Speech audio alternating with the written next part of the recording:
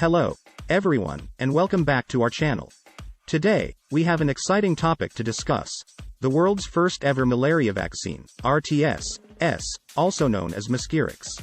Malaria has plagued humanity for centuries, but this breakthrough vaccine offers hope in the fight against this deadly disease. So, let's dive in and explore the fascinating world of Mosquirix. What is malaria? Malaria is a life-threatening infectious disease caused by the Plasmodium parasite. It is primarily transmitted through the bites of infected female Anopheles mosquitoes.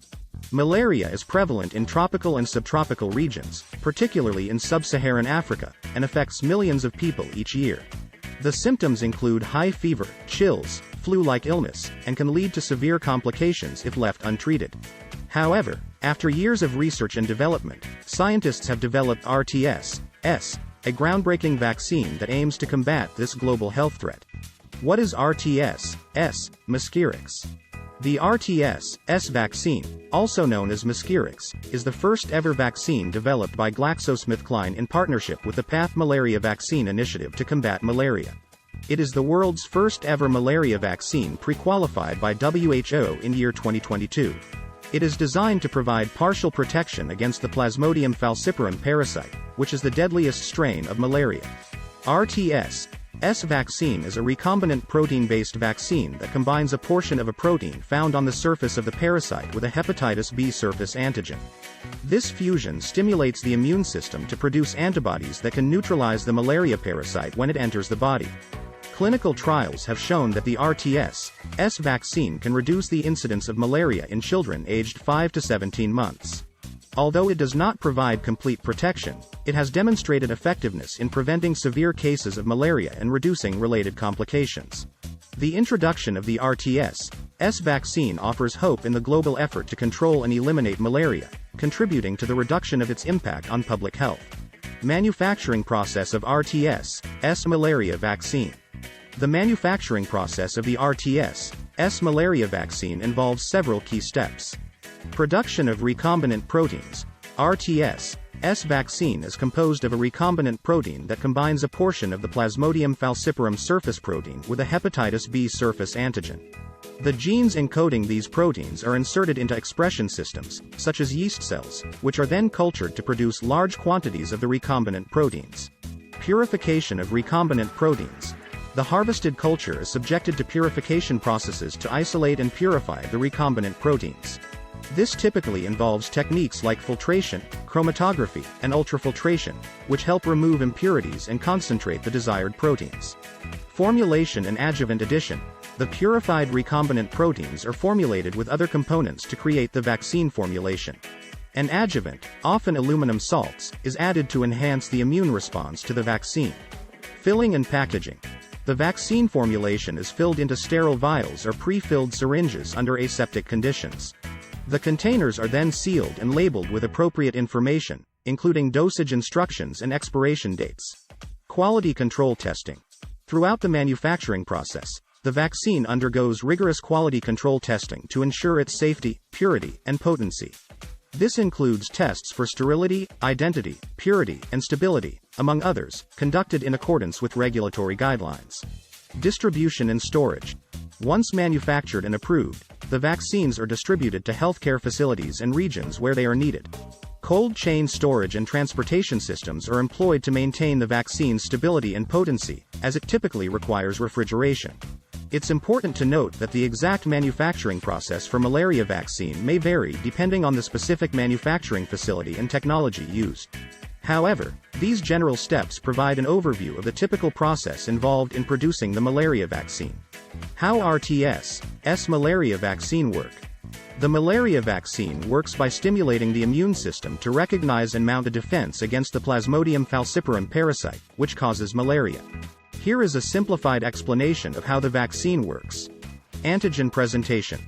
When the malaria vaccine is administered, the antigens present in the vaccine formulation are taken up by specialized cells of the immune system, such as dendritic cells. Activation of immune response. The dendritic cells process the antigens and present small fragments of them on their surface, along with signals called co-stimulatory molecules. This presentation alerts other immune cells, particularly T cells, to the presence of the malaria antigens. T-cell activation. The T-cells, specifically CD4 plus T-cells, recognize the antigen fragments presented by the dendritic cells. This recognition leads to the activation of CD4 plus T-cells, triggering an immune response. Antibody production. Activated CD4 plus T-cells stimulate B cells, another type of immune cell, to produce specific antibodies against the malaria antigens. These antibodies are known as anti-circumsporozoite antibodies. Neutralization of the parasite. The anti-circumsporozoite antibodies can bind to the circumsporozoite protein on the surface of the malaria parasite, preventing it from infecting liver cells and progressing to the bloodstream. This neutralization of the parasite reduces the likelihood of malaria infection and its associated symptoms. It's important to note that the malaria vaccines do not provide complete protection against malaria. However, by stimulating the production of anti-circumsporozoite antibodies, it can reduce the severity of malaria cases and prevent complications, particularly in young children. Who require malaria vaccination? The requirement for malaria vaccination depends on various factors, including the individual's destination, the risk of malaria transmission in that area, and their own susceptibility to the disease. Generally, the following groups may be considered for malaria vaccination. Travelers to malaria endemic areas. Individuals planning to travel to regions where malaria is prevalent, particularly in tropical and subtropical areas, should consider malaria vaccination. This includes tourists, business travelers, and individuals visiting friends or relatives in malaria endemic countries. Residents of malaria endemic areas. People living in regions with high malaria transmission, especially in endemic countries, may benefit from malaria vaccination. This is particularly relevant for children and pregnant women who are at higher risk of severe malaria. Military personnel. Military personnel deployed to malaria endemic regions, where exposure to infected mosquitoes is likely, may require malaria vaccination as part of their pre-deployment health measures. Special high-risk groups. Certain population groups, such as laboratory workers handling the malaria parasite, healthcare workers, and individuals involved in malaria research, may require malaria vaccination due to their increased occupational exposure to the disease. It's important to consult with a healthcare professional or a travel health specialist who can assess the individual's specific situation, consider the travel itinerary, and provide personalized advice on the need for malaria vaccination. Additionally, preventive measures like insecticide-treated bed nets, insect repellents, and anti-malarial medications should also be considered for comprehensive malaria prevention strategies. Are there any AEFI associated with RTS S Malaria Vaccine? Adverse events following immunization, AEFI, associated with the RTS S Malaria Vaccine have been documented during clinical trials and post-licensure monitoring. Here are some of the commonly reported AEFIs associated with malaria vaccines. Local reactions. Injection site reactions, such as pain, swelling, redness, or itching, are common adverse events reported after vaccination. These reactions are typically mild and transient. Systemic reactions. Some individuals may experience systemic reactions following vaccination, including fever, headache, fatigue, muscle aches, or gastrointestinal symptoms like nausea or vomiting. These reactions are generally mild and self-limiting. Hypersensitivity reactions. Rare cases of hypersensitivity reactions, including severe allergic reactions, anaphylaxis, have been reported following malaria vaccination. Such reactions require immediate medical attention but are extremely rare. It's important to note that the safety profile of RTS S malaria vaccine has been extensively studied in clinical trials involving thousands of participants.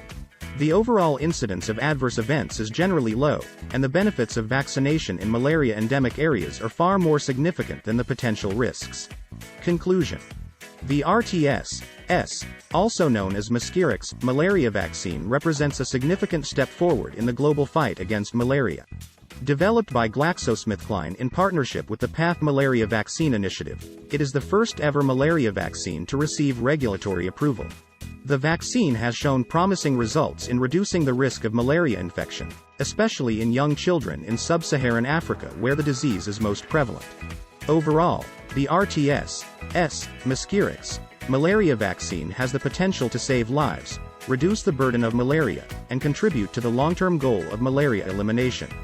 Continued investment in research, development, and implementation of certain other malaria vaccines remains crucial for achieving a malaria-free world. Thank you for joining us today to learn about the revolutionary RTS S Vaccine, Mosquirix.